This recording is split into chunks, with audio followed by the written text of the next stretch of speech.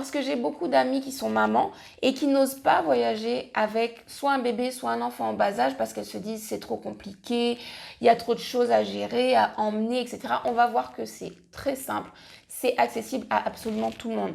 Les personnes qui ont une petite bourse, les familles nombreuses, les mamans solo, bref, quelle que soit votre condition de voyage, vous pouvez le faire avec bébé. Mais aujourd'hui, en tout cas, on va voir les indispensables, les grandes priorités.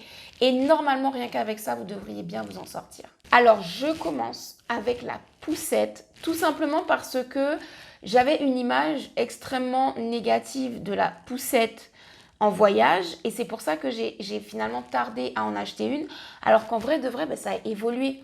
C'est-à-dire que moi j'étais restée avec ce que j'avais vu une fois dans ma jeunesse. C'est une famille qui voyageait avec un bébé et qui a fait enregistrer sa poussette dans la compagnie aérienne. Et du coup, c'était une poussette qui se pliait, mais sur la longueur. Donc, il a fallu qu'ils aillent enregistrer dans un espace spécial pour les bagages hors taille standard. Enfin bref, ça avait l'air super compliqué, super chiant. Et je me suis dit, oula, la poussette, pas tout de suite pour les voyages. Alors qu'en vrai, le game a grave évolué. Aujourd'hui, il y a des poussettes pliantes, hyper compactes, hyper légères, faciles à transporter, avec carrément des anses. Si j'avais su, j'aurais pris une poussette dès le départ. Du coup, j'ai commencé à voyager avec un cosy et une écharpe de portage. Et ça m'a brisé le dos forcément parce que à chaque fois que je ne pouvais pas utiliser le cosy, et en général, les compagnies ne vont pas vous laisser rentrer dans l'avion avec le cosy, ça prend trop de place.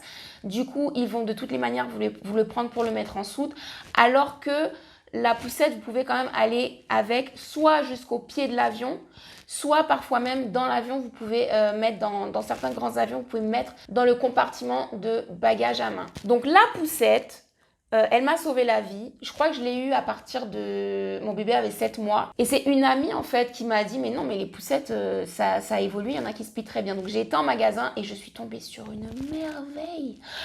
Pas cher, en sachant que c'est une poussette évolutive, donc votre bébé peut commencer très petit dedans et grandir jusqu'à, je crois, 2 ans, au moins 2 ans dans cette poussette. Alors cette poussette, elle est vraiment géniale parce que le bébé peut être allongé et faire sa sieste pendant qu'on fait ses affaires. Et ça m'est déjà arrivé plusieurs fois que mon bébé s'endorme et que je déclenche la position complètement couchée.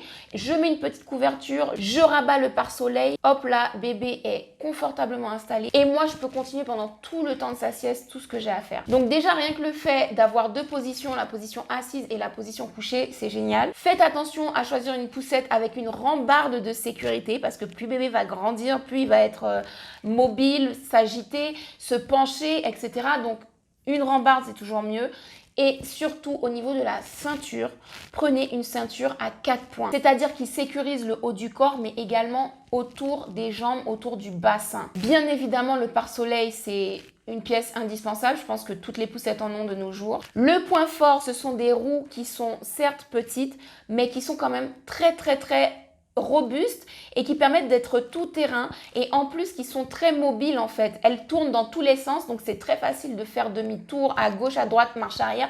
C'est hyper simple, c'est hyper fluide surtout. Il y a un petit casier en dessous le siège de bébé donc vous pouvez ranger des courses éventuellement ou des choses que vous déplacez et ça c'est vraiment très pratique. Et bien sûr l'atout majeur c'est le côté pliant. Cette poussette se plie, elle est compacte, elle est hyper facile à transporter parce qu'il y a une anse qui vous permet de la tenir de face, comme presque un bagage à main. Et autre atout de très grande importance, quand vous allez choisir une poussette pliante, surtout en magasin, il faut absolument tester votre poussette avec une seule main. Il faut voir si elle est facile à plier et à déplier avec une seule main. Parce que dans beaucoup de cas de figure, vous allez devoir tenir bébé dans une main ou avoir un sac ou avoir des choses et vous n'aurez qu'une main de disponible dans beaucoup de situations de voyage. Donc, il faut absolument que votre poussette, elle soit simple à plier avec une main. Du coup, l'atout majeur de celle-ci, c'est qu'elle se plie hyper facilement et elle se déplie encore plus facilement. Et franchement, je ne vais pas vous mentir, j'ai énormément frimé avec, parce que les gens, comme c'était un nouveau modèle, les gens n'étaient pas encore habitués à ce genre de poussette qui se plie, qui se déplie. À chaque fois, les gens, il y avait un effet « Waouh !» Tout le monde se retournait, me regardait avec ma poussette et tout. Et en vrai, je ne sais même pas ce que les poussettes à 700, 800 euros, 1000 euros apportent en plus, en fait, que celle-là. Il y a même ce compartiment pour pouvoir mettre un biberon, une bouteille d'eau, le gobelet de bébé, ce que vous voulez. Vous le placez sur le côté de la poussette et vous pouvez donner à bébé sa boisson à tout instant. Je ne sais pas pourquoi les autres poussettes existent en fait. Donc en vrai, que vous voyagez ou pas, cette poussette sera adaptée à vos besoins. Un exemple très simple de plier, déplier rapidement, c'est quand il y a des escaliers, qu'il n'y a vraiment pas le choix, il n'y a pas d'ascenseur, il n'y a pas d'escalator. Eh bien, je plie ma poussette en 2 secondes, hop, je la mets sur mon épaule, je descends les escaliers, hop, je la déplie, bébé est dans sa poussette, attaché, clac, clac, voilà. Et je continue ma route. J'ai pris tout type de transport et ce qui est très bien, c'est par exemple quand vous prenez un bus collectif et qu'il n'y a pas beaucoup de place et que vous pouvez plier votre poussette toute petite, la mettre entre vos jambes, ça prend pas de place, votre poussette elle est tout le temps avec vous, génialissime. Ensuite, concernant les voyages, ça va être indispensable pour vous si vous êtes avec un bébé en très bas âge d'avoir une baignoire gonflable. Parce qu'en fonction de où vous allez, vous n'aurez pas forcément de baignoire, peut-être que ce sera une douche. Et même si vous avez une baignoire, c'est pas forcément pratique de laver un bébé minuscule avec toutes les précautions qu'il faut prendre, toute la sécurité qu'il faut prendre dans une immense baignoire. Donc, nous sommes au 21e siècle, tout est prévu. Eh bien, la baignoire gonflable existe. Alors, c'est vrai que moi, j'ai pris le premier prix, je crois que de mémoire, elle m'a coûté 20 €. Mais je pense que vous pouvez en trouver des un peu plus chers, mais avec gonfleur électrique. Si vous en avez les moyens, épargnez-vous d'avoir à appuyer sur un gonfleur comme ça pendant 10 minutes. Il y a des baignoires gonflables pour tous les prix. Ensuite, dans les achats pour les voyages, je vous recommande les couches version culotte. Ce sera beaucoup plus simple de changer bébé en déchirant sa couche culotte sur les côtés. Je vous recommande vraiment d'éviter les couches lavables quand vous voyagez, surtout si c'est des longs vols ou si c'est des longs trajets en voiture parce que c'est une galère, parce qu'après il faut stocker des couches remplies de caca. Ça peut même laisser une odeur dans l'avion, dans la voiture selon où vous êtes. Donc c'est pas forcément top d'utiliser les couches lavables pendant le trajet de voyage. Il faut absolument faire attention aux composants des couches que vous achetez.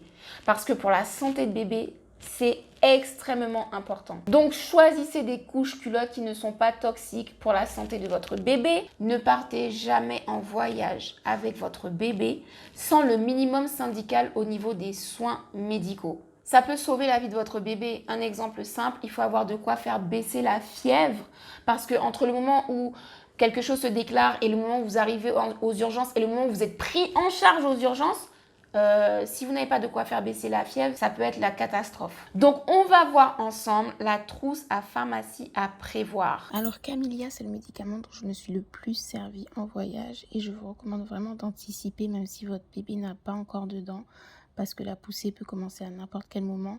C'est un médicament qui est doux puisqu'il est homéopathique. Du coup, pas d'effet secondaire, c'est à base de camomille.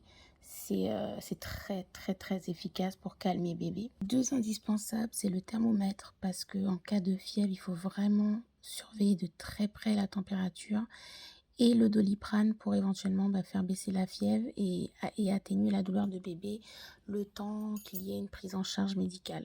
Ensuite, le mouche bébé, c'est vraiment un indispensable parce qu'à tout moment, dans l'avion ou peu importe, bébé peut attraper un rhume, avoir le nez bouché et c'est très délicat. Plus bébé est petit, plus c'est délicat le nez bouché. Je recommande le mouche bébé électrique parce que c'est beaucoup plus pratique. Si vous commandez en ligne, je vous recommande de bien vérifier les avis sur la puissance parce qu'il y en a qui n'aspirent rien du tout, qui servent à rien. Alors, petite astuce aussi, c'est qu'avant d'utiliser le mouche bébé, il vaut mieux fluidifier les sécrétions de bébé. Donc, la morve peut se retrouver soit très gluante, collante, soit se solidifier dans son nez. Donc, pour que ça s'écoule bien, il faut le liquéfier un petit peu. Je vous mets en lien sous la vidéo un tuto qui va vous montrer comment procéder. En tous les cas, il vous faut une seringue que vous prenez en pharmacie et du sérum physiologique. Ce sera difficile de vous expliquer sans les images, donc vraiment n'hésitez pas à cliquer sur le lien sous la vidéo qui va vous montrer comment ça se passe. Alors en cas de petit incident, bébé peut tomber, s'égratigner, se faire piquer, etc.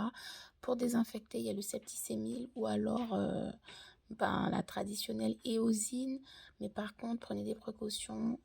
Emballez bien votre bouteille d'éosine parce que souvent ce sont des bouteilles en verre. Ça peut être éclaté dans les bagages parce que vous savez combien ils prennent soin de nos bagages dans les aéroports. Du coup, ça tache toute la valise très facilement. Donc, n'hésitez pas à l'emballer déjà dans du papier bulle pour protéger le verre, mais également à mettre dans plusieurs sachets pour qu'en cas de cassure, ça ne s'écoule pas partout dans votre valise. Alors le tire-lait, je le mets dans la trousse à pharmacie, tout simplement pour le cas d'engorgement de la maman, parce que c'est quelque chose qui non seulement est très douloureux, mais qui peut aussi finir aux urgences avec une mastite. Même si vous n'avez jamais fait d'engorgement, je vous recommande vraiment de partir avec un tire-lait, surtout si vous êtes en allaitement exclusif. Il y en a qui sont très petits, très légers, pas chers, qui sont justement conçus pour le voyage, parce qu'il suffit que pour un aléa ou un autre, vous ratiez plusieurs tétées et que vous soyez engorgé pour que ça gâche tout votre séjour. Rendez-vous sur Grandeur Noire TV pour la version intégrale. Le lien en barre d'infos. Sunshine.